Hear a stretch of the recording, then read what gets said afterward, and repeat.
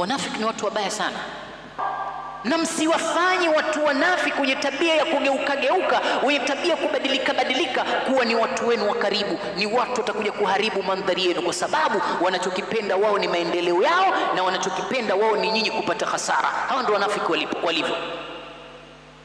Ya ayyuhalladhina amanu la tattakhidhu bitanatan min dunikum la ya'lunakum khabala ودوا ما عنتم قد بدت البغضاء من أفواههم وما تخفي صدورهم أكبر قد بينا لكم الآيات لعلكم تعقلون. Mwenyezi Mungu Subhanahu wa Ta'ala anatuambia maneno haya, msiwafanye kuwa ni watu wenu wa karibu hawa mabwana.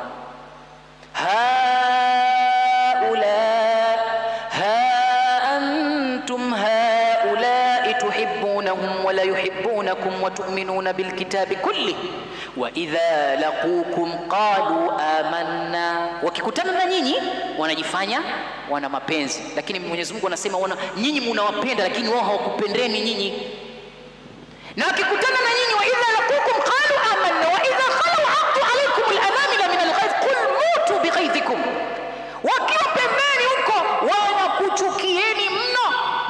Mwenyezi Mungu anasema waambie qul mutu bighaydhikum inna Allaha alimun bidhati as-sudur in tamsaskum hasanatun tasu'hum wa in tusibkum sayi'atun yafrahu biha wa in tasbiru wa tattaqu la yadhurrukum kaiduhum. Hii ni kuonyesha hawa watu ni viumbe hatari mno.